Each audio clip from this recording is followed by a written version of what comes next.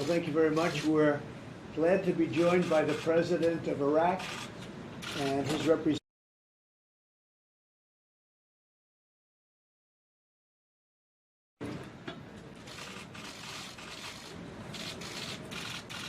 Well, thank you very much. We're glad to be joined by the President of Iraq and his representatives, and I will say that we've had a very good couple of meetings with Iraq. We're doing well with Iraq.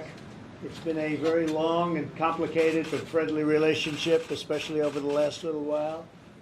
I was in Iraq a little while ago, as you know, and it's fascinating what's taking place. So we have a lot to talk about. There's things to talk about that we can't talk about in front of you, but we have a lot of good things to talk about. And you're doing a fantastic job. Thank you very much. Thank you. Thank you. Thank you. Yes. It's an opportunity, Mr. President, to reaffirm our gratitude to the United States and the international coalition that has come to help us overcome the tyranny of ISIS and terrorism. This was an amazing battle, and Iraqis were in the forefront of this battle, but your support has been absolutely crucial, and we appreciate it.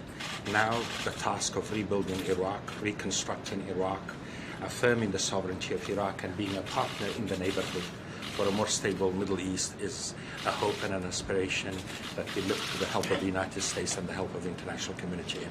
Well, I understand, and it has been a great achievement. We took 100% of the caliphate from ISIS, and ISIS now we have thousands and thousands of people that we've captured. These people have done a lot of destruction, not only in that area, in a lot of other areas. But as you know, we have thousands of people. We'll talk about that also, because we're going to have to do something, put them on trial, et cetera, et cetera. But we've captured thousands of ISIS fighters and taken back 100% of the caliphate. And when I first became president, it was a mess. It was a big mess, and we all worked together and we got it done. But it was a great achievement, so we appreciate that, and we look forward to our discussion. Thank you. Thank you very much. Mr. President, have you asked Prime Minister Pelosi? Thank you, Mr. President. Good to see you. Iraq has declared that it won't allow its territory to be used as a launching pad against its neighbors. Can you assure us that you can control all the road elements, especially with the Hajj? It's our sovereign responsibility. It's our sovereign responsibility to abide by our constitution. Iraq not to be used as a base for any threat against our neighbors. It is work in progress, and Iraq has been a constructive player in the neighborhood, trying to assure all our neighbors that the stability and sovereignty of Iraq is a common interest. And a lot of things in that regard is happening, and I'll be looking forward to talking to the President about it. Thank you. Mr. Trump, Mr. President, the French President just now said that it's time to negotiate with Iran. Do you believe that time is now to negotiate with Iran? And are you Well, they would like to negotiate. We haven't really worked that out. They're here, we're here, but we have not agreed to that yet. But they would like to negotiate, and it would certainly make sense, but we have not agreed to that yet. Are you meeting with Mr. Macron? He is also talking to us. A number of people are. So is Prime Minister Khan of Pakistan, and a lot of people. Chancellor Merkel, just left Chancellor Merkel, and she's very much involved. We have a lot of people involved. A lot of people would like to get us to the table. We'll see what happens, but so far we have not agreed to a meeting. Have you asked Prime Minister Khan to mediate with Iran? Well, he'd like to do that, and we have a very good relationship, and there's a chance that that could happen. But no, I haven't spoken. He actually asked me. He thought it would be a good idea to meet. And we're here, we're in New York together, and we have the time to do it, although we've done a lot of bilats in the last 2 days. We've had tremendous success. I was treated very nicely on the speech, a lot of good reviews on what we had to say, and so I appreciate that. The media was actually very good on the speech.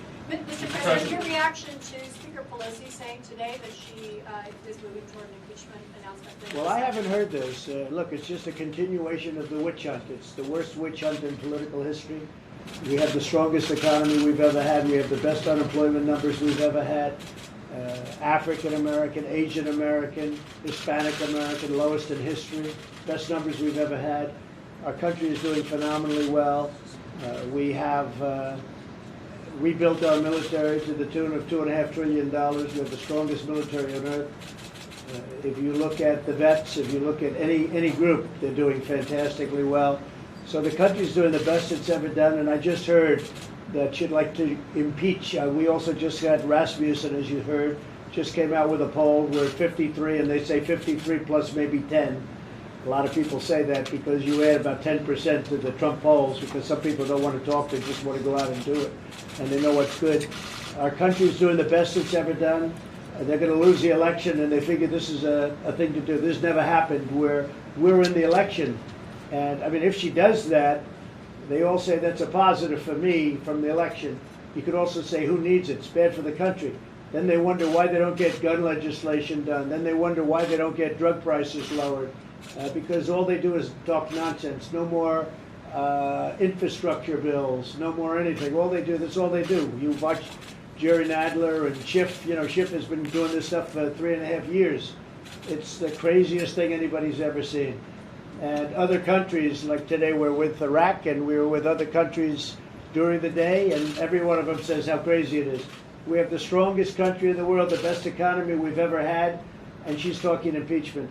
So I think that, and by the way, she hasn't even seen the phone call. The phone call was perfect. The call that wasn't perfect and the words that weren't perfect were Joe Biden with respect to his son. And his son takes away millions of dollars out of Ukraine and millions of dollars out of China. And you don't talk about that.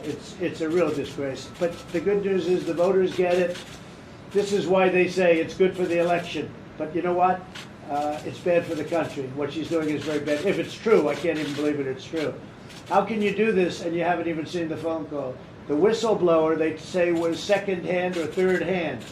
And it was reported, though I have no idea who the whistleblower is. I guess I could find out. Maybe I couldn't find out.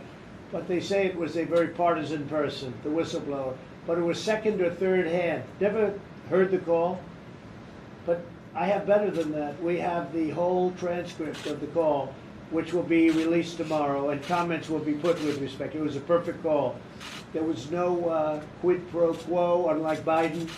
There was no nothing. It was a perfect call, a very nice call. And in fact, I thought this was very nice. Ukraine just came out and made a very good statement. It was a very good call. There was no pressure put on them whatsoever. Thank you all very much. Appreciate it. Thank you, President.